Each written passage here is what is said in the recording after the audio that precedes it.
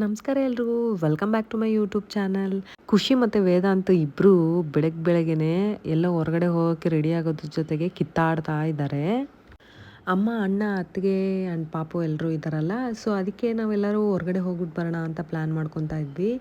So ಪ್ರತಿ ಸರಿ ಬಂದಾಗಲೂ ಎಲ್ಲಾದರೂ ಹೋಗಬೇಕಂತ ಅನ್ಕೊತಿದ್ವಿ, ಆದರೆ ಆಗ್ತಾ ಇರಲಿಲ್ಲ ಕಾರಣಾಂತರಗಳಿಂದ. ಆದರೆ ಈ ಸರಿ ಅಂತೂ ಮಿಸ್ ಮಾಡಲೇಬಾರ್ದು ಅಂತ ಅಂದ್ಕೊಂಡು ರೆಡಿ ಆದ್ವಿ. ಸೊ ಖುಷಿ ಮತ್ತು ವೇದಾಂತ್ ಇಬ್ಬರು ಜಗಳ ಮಾಡ್ತಾನೆ ಇರ್ತಾರೆ.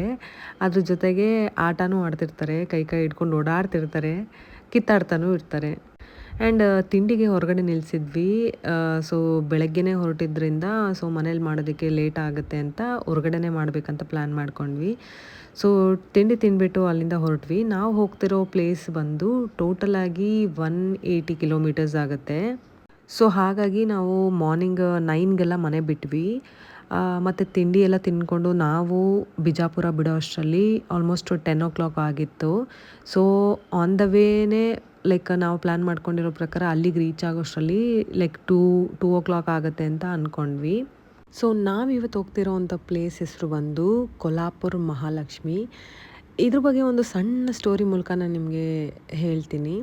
ಆ್ಯಕ್ಚುಲಿ ಈ ಕೊಲ್ಹಾಪುರ ಅನ್ನೋ ಹೆಸರು ಹೇಗೆ ಬಂತು ಅಂತ ಅಂದರೆ, ಕೊಲಾಹಾಸುರ ಅನ್ನೋ ಒಬ್ಬ ಅಸುರ ತುಂಬ ಶಕ್ತಿಶಾಲಿಯಾಗಿರ್ತಾನೆ. ಅವನು ಬ್ರಹ್ಮನಿಂದ ವರಗಳನ್ನ ಪಡ್ಕೊಂಡಿರ್ತಾನೆ. ಸೊ ವರಗಳು ಹೇಗಿರ್ತವೆ ಅಂದರೆ, ಅವ್ನಿಗೆ ಎಂಥ ಶಕ್ತಿಶಾಲಿ ಅಂತ ಅಂದರೆ ದೇವತೆಗಳನ್ನೂ ಕೂಡ ಸೋಲಿಸೋ ರೀತಿಯಲ್ಲಿ ಇರ್ತಾನೆ. ಆ್ಯಂಡ್ ಭಕ್ತಾದಿಗಳಿಗೂ ಕೂಡ ತೊಂದರೆ ಕೊಡ್ತಾ ಇರ್ತಾನೆ. ಸೊ ಇದನ್ನೆಲ್ಲ ನೋಡಿದಂತಹ ಮಹಾಲಕ್ಷ್ಮಿ ಅವ್ರು ಹೇಳ್ತಾರೆ, ನಾನು ಭೂಮಿಗೆ ಬಂದು ಇಲ್ಲಿ ಏನು ತೊಂದರೆ ಆಗ್ತಿದೆ ಅದನ್ನೆಲ್ಲ ತಡಿತೀನಿ ಅಂತ ಹೇಳ್ತಾರೆ.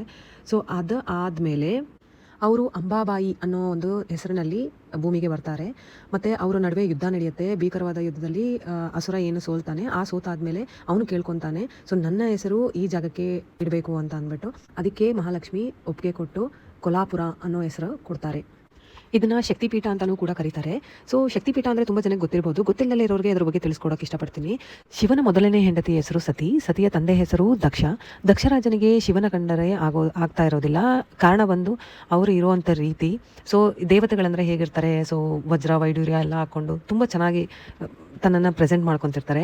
ಬಟ್ ಆದರೆ ಶಿವ ಆ ಥರ ಇರೋದಿಲ್ಲ. ಅದೊಂದು ಕಾರಣಕ್ಕೋಸ್ಕರ ಅವರು ವಿಭೂತಿ ಸ್ಮಶಾನದಲ್ಲಿರೋದು, ಸೊ ಇದನ್ನೆಲ್ಲ ನೋಡಿ ದಕ್ಷರಾಜನಿಗೆ ತನ್ನ ಮಗಳನ್ನು ಕೊಟ್ಟು ಮದುವೆ ಮಾಡೋದಕ್ಕೆ ಇಷ್ಟ ಇರೋದಿಲ್ಲ. ಆದರೂ ಕೂಡ ಸತಿ ತನ್ನ ಇಷ್ಟದ ಪ್ರಕಾರ ತಂದೆಯ ವಿರುದ್ಧವಾಗಿ ಮದುವೆ ಕೂಡ ಆಗ್ತಾರೆ. ಸೊ ಅದಾದಮೇಲೆ ದಕ್ಷರಾಜ ಒಂದು ಯಜ್ಞವನ್ನು ಆಯೋಜಿಸಿರ್ತಾರೆ. ಸೊ ಅದಕ್ಕೆ ಶಿವನ ಮತ್ತೆ ಸತಿನ ಕರೆದಿಲ್ಲ ಅಂತ ಅಂದರೂ ಕೂಡ ಸತಿ ತನ್ನ ಗಂಡನನ್ನು ಕರ್ಕೊಂಡು ಹೋಗ್ತಾರೆ. ಅಲ್ಲಿ ಹೋದಾಗ ದಕ್ಷರಾಜ ಶಿವನಿಗೆ ನಿಂದಿಸ್ತಾರೆ. ಸೊ ಆ ನಿಂದನೆಯನ್ನು ತಾಳಲಾರದೆ ಸತಿ ಏನು ಮಾಡ್ತಾಳೆ, ಅಲ್ಲಿ ಆಗ್ತಿರೋವಂಥ ಯಜ್ಞಕುಂಡಕ್ಕೆ ತನ್ನನ್ನು ತಾನು ಅರ್ಪಿಸ್ಕೊತಾಳೆ. ಸೊ ಅದನ್ನು ತಡ್ಕೊಳಕ್ಕಾಗ್ದಲೇ ಸೊ ಶಿವ ತನ್ನ ಹೆಂಡತಿಯ ದೇಹವನ್ನು ಎತ್ಕೊಂಡು ತನ್ನ ಹೆಗಲ ಮೇಲೆ ಹಾಕ್ಕೊಂಡು ರುದ್ರತಾಂಡವ ಆಡೋದಕ್ಕೆ ಶುರು ಮಾಡ್ತಾರೆ. ಅದನ್ನು ತಡೆಯೋದಕ್ಕೋಸ್ಕರ ಭೂಮಿಗೇನು ತೊಂದರೆ ಆಗಬಾರ್ದು ಅನ್ನೋ ಕಾರಣಕ್ಕೋಸ್ಕರ ವಿಷ್ಣುದೇವ ತನ್ನ ಸುದರ್ಶನ ಚಕ್ರದಿಂದ ಸತಿಯ ದೇಹವನ್ನು ತುಂಡು ತುಂಡಾಗಿ ಕತ್ತರಿಸಿ ಬೀಳೋ ಥರ ಮಾಡ್ತಾರೆ. ಅದು ಯಾವ್ಯಾವ ಜಾಗದಲ್ಲಿ ಹೋಗಿ ಬೀಳುತ್ತೆ ಭೂಮಿ ಮೇಲೆ ಅದೆಲ್ಲ ಶಕ್ತಿಪೀಠ ಆಗಿ ಕನ್ವರ್ಟ್ ಆಗುತ್ತೆ. ಸೊ ಆ ಥರದ್ದೇ ಒಂದು ಕನ್ವರ್ಟ್ ಆಗಿರುವಂಥ ಶಕ್ತಿಪೀಠ ಬಂದು ಕೊಲ್ಹಾಪುರ ಮಹಾಲಕ್ಷ್ಮಿ. ಹೋಪ್ ನಿಮಗೆ ನಾನು ಹೇಳಿರುವಂಥ ಸ್ಟೋರಿ ಅರ್ಥ ಆಗಿದೆ ಅಂತ ಅಂದ್ಕೊತೀನಿ. ಆ್ಯಂಡ್ ಶಕ್ತಿಪೀಠಗಳು 51 ಶಕ್ತಿಪೀಠ ಇದೆ. ಅದರಲ್ಲಿ ನಾನು ಹೇಳಿರೋದು ಒಂದ್ರ ಬಗ್ಗೆ ಸ್ಟೋರಿ ಹೇಳಿರೋ ಅಂಥದ್ದು.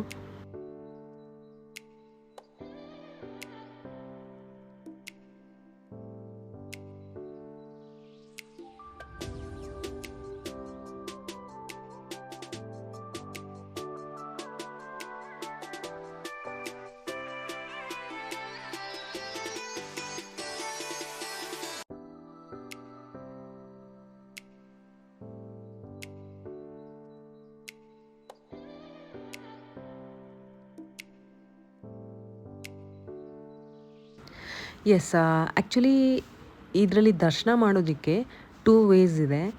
ಒಂದು ತುಂಬ ಕ್ಯೂ ಅಲ್ಲಿ ನಿಂತ್ಕೊಂಡು ನೋಡ್ಬೋದು. ಇನ್ನೂ ಒಂದು ವೇ ಬಂದು ಸ್ವಲ್ಪ ಡಿಸ್ಟೆನ್ಸಿಂದ ನೋಡೋದಕ್ಕೆ ಕೂಡ ಅವಕಾಶ ಇದೆ. ಅಂದರೆ ತುಂಬ ಜನ ಭಕ್ತಾದಿಗಳು ಬಂದಾಗ ಮ್ಯಾನೇಜ್ ಮಾಡೋದಕ್ಕೋಸ್ಕರ ಈ ಥರ ವೇ ಕೊಟ್ಟಿದ್ದಾರೆ. ನಾವು ಮಕ್ಕಳನ್ನ ಕರ್ಕೊಂಡು ಹೋಗಿದ್ವಿ ಅಂತ ನೋಡಿ ಈಗ ಬರ್ತಾ ಇದ್ದಾರಲ್ಲ, ಈ ವೇಯಲ್ಲಿ ನಾವು ಬಂದ್ವಿ. ಸೊ ಒಂದು 2 hours ಮೇಲೆ ಆಗುತ್ತೆ ಅಲ್ಲಿ ಕ್ಯೂ ವೈಸಲ್ಲಿ ನಿಂತ್ಕೊಂಡು ಬಂದರೆ. ತುಂಬಾ ಖುಷಿ ಆಯಿತು. ಲೈಕ್ ದರ್ಶನ ಎಲ್ಲ ತುಂಬ ಚೆನ್ನಾಗಿ ಅನ್ನಿಸ್ತು. ಸ್ವಲ್ಪ ಡಿಸ್ಟೆನ್ಸಲ್ಲಿ ನೋಡಿದ್ರೂ ಲೈಕ್ ಕಾಣಲ್ವೇನೋ ಅಂತ ಅಂದ್ಕೊಂಡ್ವಿ. ಬಟ್ ತಿರುಪತಿಯಲ್ಲಿ ಹೇಗೆ ಡಿಸ್ಟೆನ್ಸ್ ಇರುತ್ತಲ್ಲ ಅಷ್ಟು ಡಿಸ್ಟೆನ್ಸ್ ಇಲ್ಲಿದೆ ಅಂತಲೇ ಅನ್ಬೋದು. ಆ್ಯಕ್ಚುಲಿ ನಾನು ಕೇಳ್ಪಟ್ಟಿರೋ ಪ್ರಕಾರ ಯಾರೆಲ್ಲ ತಿರುಪತಿಗೆ ಹೋಗ್ತಾರೆ ಅವರೆಲ್ಲ ಕೊಲ್ಹಾಪುರ ಮಹಾಲಕ್ಷ್ಮಿಗೆ ವಿಸಿಟ್ ಮಾಡಬೇಕು ಅಂತ ಪ್ರತೀತಿ ಇದೆ. ಅದು ಕೂಡ ನಾನು ಫಸ್ಟ್ ಟೈಮ್ ಯಾರೋ ಒಬ್ಬರು ಕೇಳ್ಪಟ್ಟಿದ್ದು. ನೋಡಿ ಇಷ್ಟು ಡಿಸ್ಟೆನ್ಸಲ್ಲಿ ನಾವು ನೋಡ್ಬೋದು ಲಕ್ಷ್ಮಿನ. ಆ ಕಡೆ ಫ್ರಂಟಲ್ಲಿ ಕಾಣ್ತಿದೆಯಲ್ಲ ಅಲ್ಲಿ ಕ್ಯೂ ಅಲ್ಲಿ ಬಂದವ್ರು ನೋಡ್ತಾ ಇರೋ ಅಂಥದ್ದು. ಎಸ್, ದರ್ಶನ ಮುಗಿಸ್ಕೊಂಡು ಆಚೆ ಬಂದ್ವಿ. ಇಲ್ಲಿ ಆ್ಯಕ್ಚುಲಿ ಇಲ್ಲಿ ತುಂಬಾ ವೆರೈಟೀಸ್ ಇದೆ. ಬಟ್ ಅದರಲ್ಲಿ ತುಂಬ ಮೇಯ್ನ್ ಇಂಪಾರ್ಟೆಂಟ್ ಏನು ಕೊಲ್ಹಾಪುರದಲ್ಲಿ ಏನು ಸ್ಪೆಷಲ್ಲಾಗಿ ತೊಗೋಬೇಕು ಫಸ್ಟ್ ಟೈಮ್ ಹೋಗ್ತಿರೋರಿಗೆ ಅಂತ ಅಂದರೆ ಸ್ಯಾಂಡಲ್ಸ್. ಆ್ಯಕ್ಚುಲಿ ಲೆದರ್ಸ್ ಅಲ್ಲಿ ಸ್ಯಾಂಡಲ್ಸ್ ತುಂಬ ಇದೆ. ಎಷ್ಟು ಶಾಪ್ಸ್ ಇದೆ ಅಂದರೆ ವೆರೈಟೀಸ್ ಆಫ್ ಸ್ಯಾಂಡಲ್ಸ್. ನಾನು ಕೂಡ ತೊಗೊಂಡೆ, ಆಲ್ರೆಡಿ ರೀಸೆಂಟಾಗಿ ತೊಗೊಂಡಿದ್ದೆ. ಬಟ್ ನನ್ನ ಹಸ್ಬೆಂಡ್ ಹೇಳಿದರು ಲೈಕ್ ಅಲ್ಲಿ ಹೋದರೆ ಲೆದರ್ ಸ್ಲಿಪ್ಪರ್ ಸಿಗುತ್ತೆ, ಸೊ ತೊಗೊಳ್ಳಿ ಅಲ್ಲಿ ಅಂತ ಅಂದ್ಬಿಟ್ಟು. ಬಟ್ ತೊಗೊಂಡ್ವಿ, ತುಂಬಾ ಚೆನ್ನಾಗಿತ್ತು. ಕ್ವಾಲಿಟಿ ಕೂಡ ತುಂಬ ಸಖತ್ತಾಗಿತ್ತು. ಕಾಸ್ಟ್ ವೈಸ್ ಅಂತೂ ತುಂಬ ಕಡಿಮೆ ಇತ್ತು. ಆ್ಯಂಡ್ ಆಲ್ಸೋ ಲೈಕ್ ಜ್ಯುವೆಲ್ಸ್ ಬರುತ್ತಲ್ಲ, ಲೈಕ್ ಆರ್ಟಿಫಿಷಿಯಲ್ ಜ್ಯುವೆಲ್ಸ್, ಲೈಕ್ ಅದಂತೂ ತುಂಬ ಕಡಿಮೆ ಇತ್ತು. ಲೈಕ್ ಇಲ್ಲಿ ನಾವು ಬೆಂಗಳೂರಲ್ಲಾಗಿರ್ಬೋದು, ಬಿಜಾಪುರದಲ್ಲಾಗಿರ್ಬೋದು, ಏನು ನಾವೊಂದು ಜ್ಯುವೆಲ್ಸ್ಗೆ ಆರ್ಟಿಫಿಷಿಯಲ್ ಲೈಕ್ ಒಂದು 400-500 ಪೇ ಮಾಡ್ತೀವಿ, ಅದು ಜಸ್ಟ್ 100 ರುಪೀಸಲ್ಲಿತ್ತು. ಅಷ್ಟು ಕಡಿಮೆ ಇತ್ತು ಅಂತಲೇ ಹೇಳ್ಬೋದು. ತುಂಬ ಚೆನ್ನಾಗಿತ್ತು.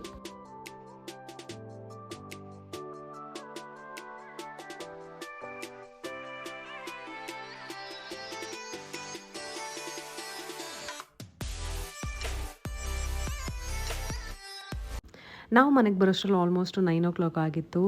ಬಂದಿದ ತಕ್ಷಣವೇ ಮಕ್ಕಳಿಗೆಲ್ಲ ಪಟಾಕಿ ಹೊಡಿಸಿ, ಯಾಕಂದರೆ ಕಡೆ ಪಾಡಿ ಆಯ್ತಲ್ಲ, ಸೊ ಹಾಗಾಗಿ ಎಲ್ಲ ಪಟಾಕಿ ಮುಗಿಸ್ತಾ ಇದ್ವಿ. ಈ ವಿಡಿಯೋನ ಇಲ್ಲಿಗೆ ಎಂಡ್ ಮಾಡ್ತಾ ಇದ್ದೀನಿ. ನಮ್ಮ ಸೆಲೆಬ್ರೇಷನ್ ದೀಪಾವಳಿ ಹೀಗಿತ್ತು, ನಿಮ್ದೇಗಿತ್ತು ಅಂತ ಕಮೆಂಟ್ ಮಾಡಿ. ಫಸ್ಟ್ ಟೈಮ್ ನೀವು ವಿಡಿಯೋ ನೋಡ್ತಾ ಇದ್ದರೆ ಬೆಲ್ ಐಕಾನ್ನ ಕ್ಲಿಕ್ ಮಾಡಿ and like, share and subscribe. Thank you all.